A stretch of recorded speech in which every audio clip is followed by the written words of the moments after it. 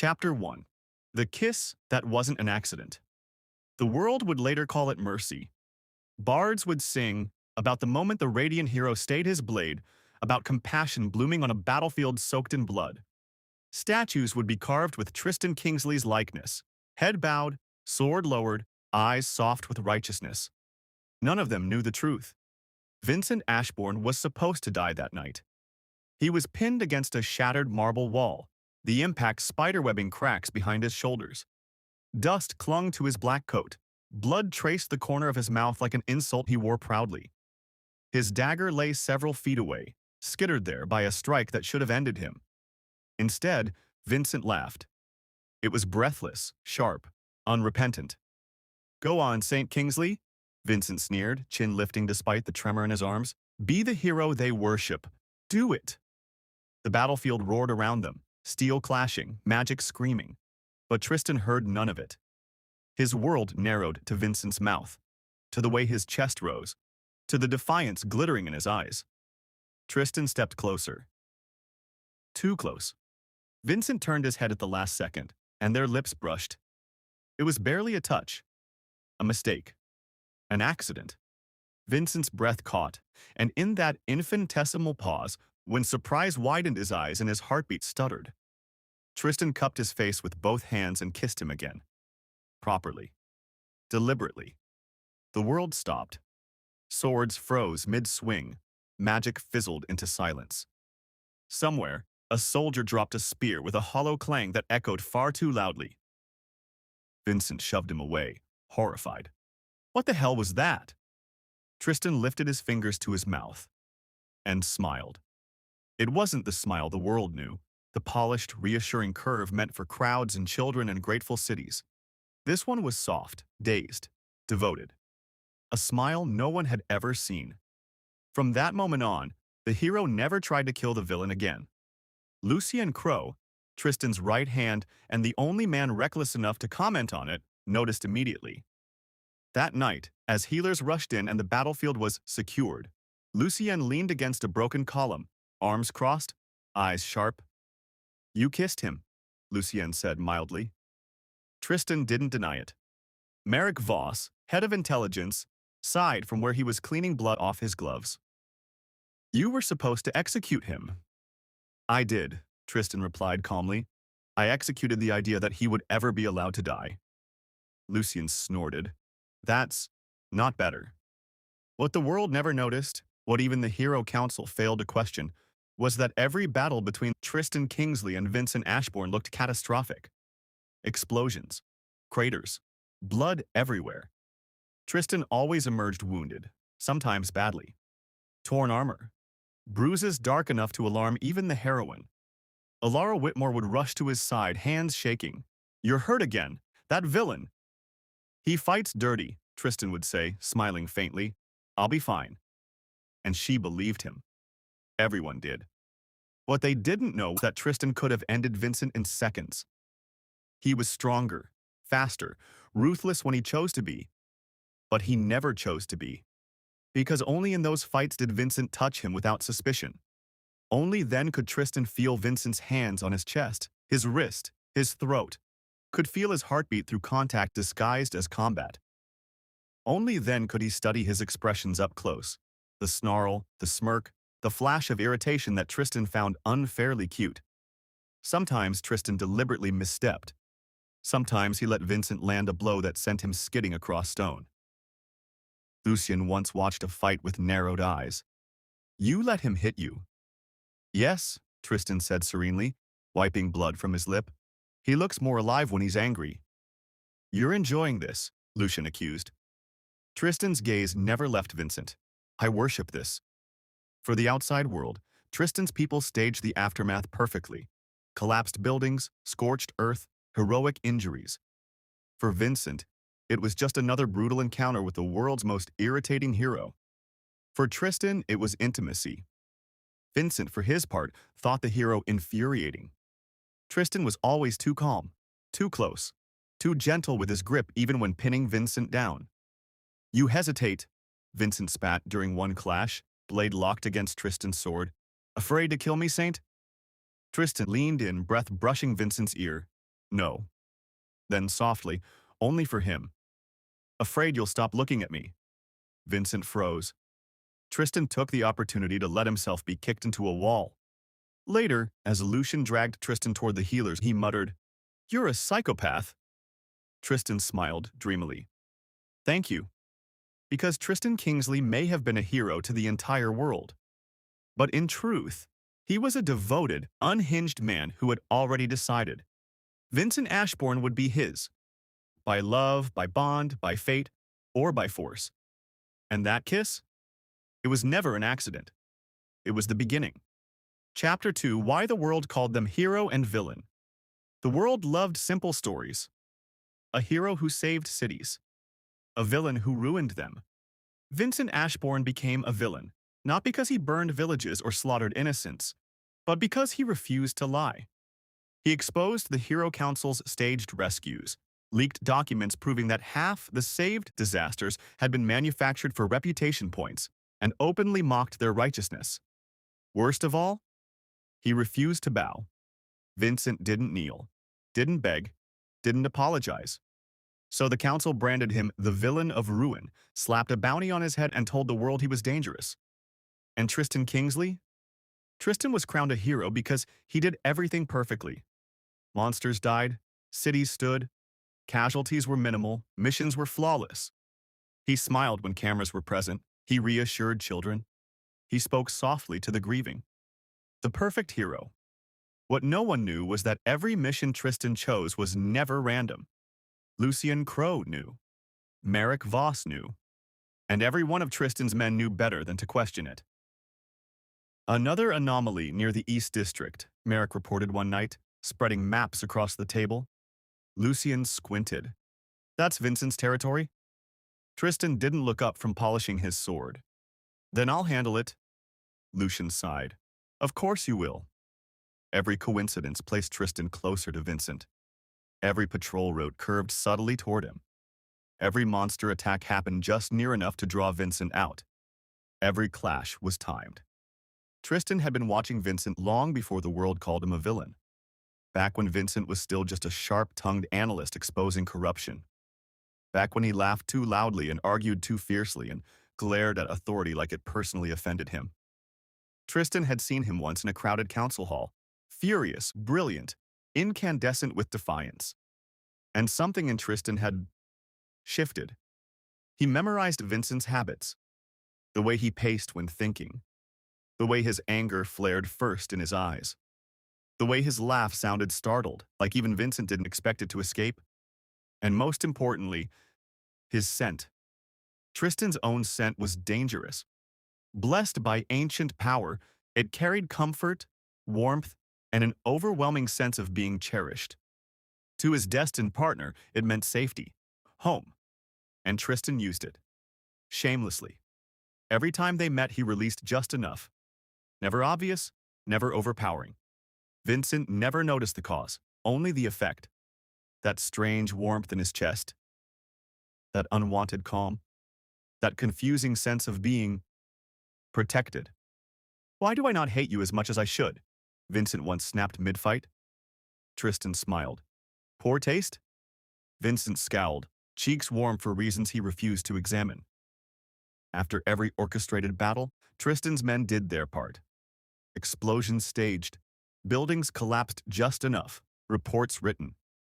And when Vincent limped home injured, Tristan followed. Always. He waited until Vincent slept. Then he slipped inside like a shadow.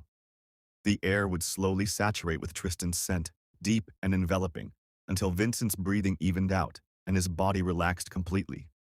Only then did Tristan touch him. He cleaned wounds with meticulous care, wrapped bandages, kissed bruises like apologies. This one hurt you, Tristan murmured once, glaring at a cut he himself had allowed Vincent to make. We'll avoid that angle next time. He treated the smallest scratches like mortal injuries. Honestly, Seraphine Vale, healer of Tristan's own team, muttered during one secret checkup, "You're acting like he's made of glass." Tristan brushed Vincent's hair back gently. Glass is precious. Dr. Alaric Bloom, Tristan's personal doctor, adjusted his glasses. You realize this is unhinged, Yes, Tristan agreed pleasantly. That's why you're here. Vincent never woke during these visits. He never knew Tristan held him afterward, murmuring praise like prayers. Never knew that when Vincent stirred restlessly, Tristan's scent deepened instinctively to soothe him. Never knew he was being checked, monitored, protected. Never knew he was being loved obsessively. Lucien once watched Tristan stand on a rooftop, eyes tracking Vincent across the street below. You're stalking him, Lucien said flatly. Tristan nodded. Of course. You're the hero. I became one, Tristan replied calmly, to get close enough to him. Lucien pinched the bridge of his nose. You're insane. Tristan smiled. And he's perfect. To the world, Tristan Kingsley was righteous. To Vincent Ashbourne, he was an infuriating, invasive, impossibly gentle enemy. And to himself, Tristan was already certain. Hero, villain. Those were just titles. Vincent wasn't his enemy. He was his future. And Tristan had never intended to let him go. Chapter 3. The Marking and the Truth. Tristan Kingsley did not rush fate. He engineered it.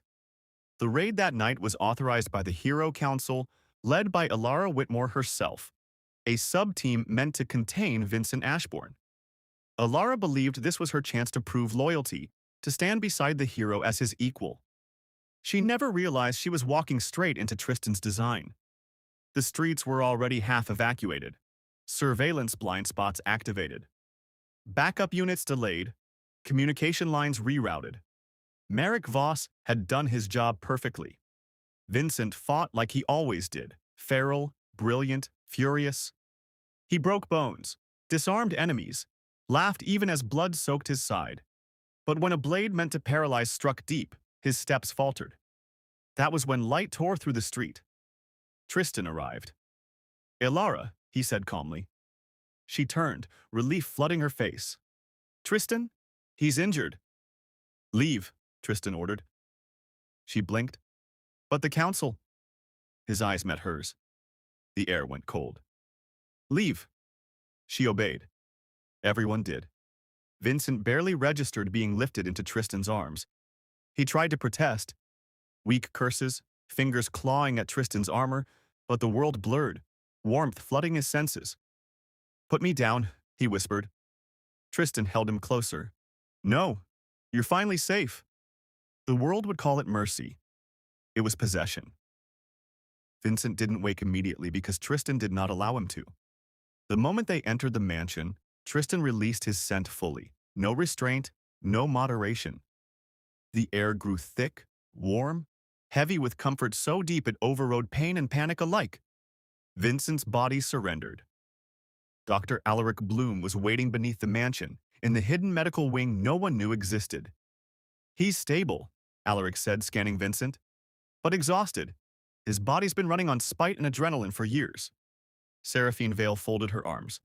If you're doing this, Tristan, do it properly. Tristan nodded. The marking was ancient, intimate. He laid Vincent on the bed himself, fingers brushing back dark hair, reverent. The sigil burned to life beneath Vincent's collarbone, sinking into his skin as if it had always belonged there. Vincent's heartbeat shifted. Aligned. Bond accepted. He slept through all of it. 3 days of deep, scent-wrapped unconsciousness. Because Tristan wanted his beloved to wake without fear. Vincent woke to warmth, to silk sheets, to Tristan sitting beside him, and to the glow beneath his collarbone. What did you do to me? Vincent screamed, clawing at his chest. Tristan caught his wrist gently. Easy. Don't touch me. I claimed what was always mine, Tristan said softly, pulling him into his chest despite the struggle. You're bonded now. Vincent froze. You're insane. Yes, Tristan agreed, but you're alive. Vincent punched him. Tristan took it. Vincent stayed. Not because he wanted to, because Tristan would not let him leave. Every exit was guarded. Lucien leaned casually near doors. Merrick always appeared at inconvenient moments. Vincent tried escaping once. Lucien caught him halfway down the hall and carried him back like an annoyed cat. Put me down. Doctor's orders, Lucian said cheerfully. And bosses, mostly bosses. Also, my personal desire to stay alive. Weeks passed. Tristan used his scent freely now, constant, enveloping. Vincent hated that his body responded, that he slept better, ate more, stopped waking up shaking. Tristan fed him personally. Open? Tristan said gently. Vincent glared. I can feed myself. Humor me. Vincent bit his hand. Tristan smiled indulgently. You're adorable when upset. Vincent hit him again. Baths were worse. I can bathe myself. You slipped last time. I slipped once. You could fall. You are washing my hair like I'm 5. You like it. Shut up. Tristan continued to treat him like a baby and pamper him lovingly until, You're treating me like a child, Vincent snapped. You didn't get to be one, Tristan replied gently. That shut him up. Vincent softened despite himself. Because Tristan knew about the foster homes, the neglect, the way Vincent learned early that love was conditional and fleeting. Tristan fixed what he could, shut the place down, redirected funds, ensured no child would be ignored like Vincent had been. Vincent never knew why apology letters arrived. He just felt less hollow. Tristan worked too. Hero duties, public appearances, council meetings. He always returned by evening, always smelling like home. Vincent hated that part the most. The consummation happened quietly. Not planned, not forced. One night, Vincent woke from a nightmare, shaking, breath shallow. Tristan was there instantly, scent wrapping around him, hands steady. You're here, Vincent whispered. I always am. Vincent looked at him for a long moment. Then, hesitant, angry, desperate, he leaned in. Tristan did not rush him. He kissed Vincent like a vow. Slow, claiming, certain. When they came together, it was not violent or rushed. It was inevitable. The bond deepened, sealing itself fully, warmth flooding through both of them. Vincent cried afterward. Tristan held him, and the rest of the night blurred into desires and memories. Days later, Vincent collapsed. The diagnosis came swiftly. Pregnant. Vincent stared at the results in horror. No, you planned this. Tristan smiled, not cruelly, but relieved, like a man who had finally reached the end of a long, careful plan. Yes, he admitted, and I will protect you. Vincent slapped him. Hard. Tristan accepted it. I hate you, Vincent whispered. I know, Tristan said softly. You'll love me too. And surrounded by Tristan's men, every corridor watched, every exit sealed, Vincent realized something terrifying. The hero had never intended to save him. He intended to keep him. Forever. Chapter 4. The Heroine's Rage. Ilara Whitmore did not discover the truth through confessions or evidence. She discovered it through jealousy, through whispers that followed her in marble corridors, through invitations that stopped arriving, through the way Tristan Kingsley no longer looked past her, but through her, as if she were furniture politely tolerated. She had always believed she was inevitable. The heroine, his partner in battle, the woman destined to stand at the hero's side. The world believed it too. So when the announcement came, quiet, dignified, irreversible, that Tristan Kingsley had bonded and would soon marry Vincent Ashbourne, Ilara shattered. The world framed it beautifully. The hero shows mercy. The villain is finally tamed. Love redeems even the darkest heart. They applauded. They cheered. They congratulated Tristan. What they didn't know, what Ilara realized too late, was that Tristan had never been merciful. He had been devoted. The villain wasn't tamed. The hero was. The hero council didn't object to the marriage. They couldn't. Not after years of subtle manipulation, quiet favors, saved reputations, erased scandals. Tristan had woven himself so deeply into their power structure that opposing him felt like cutting off their own limbs. Now that the king had his queen, he didn't need pawns anymore. Alara watched the world celebrate Vincent Ashbourne, pregnant, glowing, protected, and something inside her snapped, that should have been me. So she chose violence. Tristan was away on official duty when Alara came. She didn't sneak. She didn't hide. She arrived with rage blazing in her eyes and a blade meant for a heart that carried his child. Vincent felt her before he saw her. The air changed. Sharp, bitter, hostile. Move, Alara snarled, storming into the room. Get out of my way. Get out of his life. Vincent straightened slowly. His hand instinctively went to his abdomen.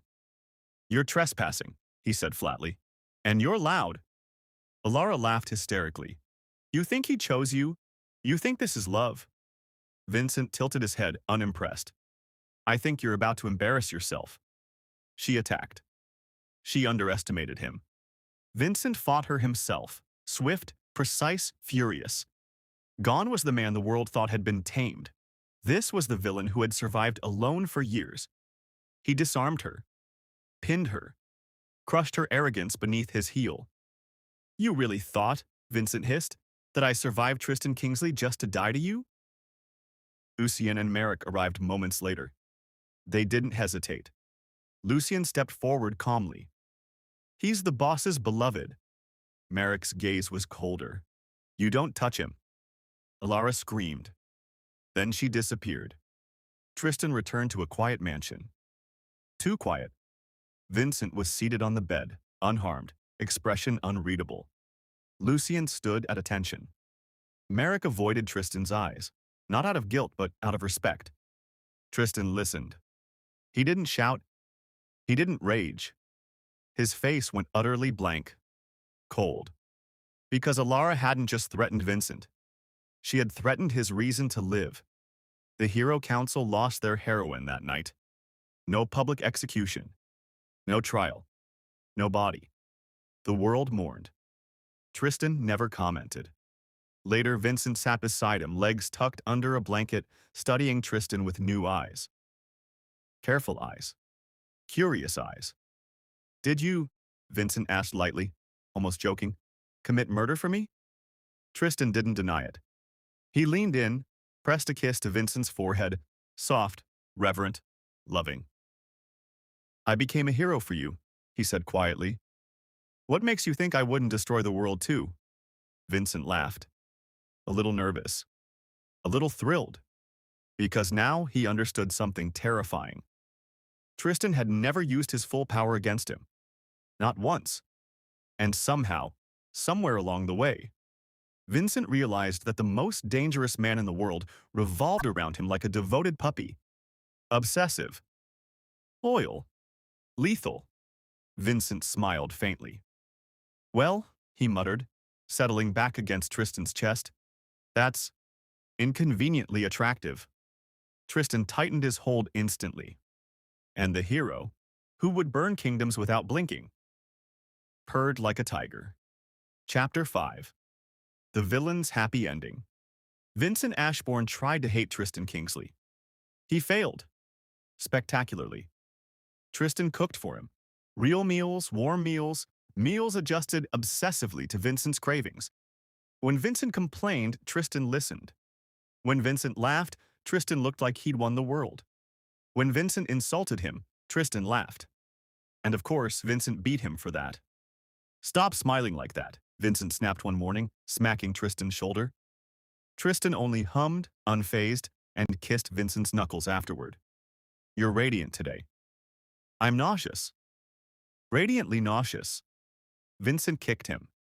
Tristan carried him everywhere once the pregnancy advanced, absolutely everywhere. I have legs, Vincent scowled, as Tristan scooped him up. Yes, Tristan agreed calmly. They're decorative now. He used his scent constantly, low, steady, grounding. When Vincent woke sick in the middle of the night, Tristan was already there, rubbing his back, murmuring reassurances like prayers. Vincent threw tantrums. Tristan endured every single one like a saint. Why is the blanket wrong? It's the same blanket. It knows what it did. Tristan changed it anyway. The pregnancy was chaos. Lucienne became an unwilling babysitter. Merrick handled security like a war zone. Seraphine scolded Tristan daily.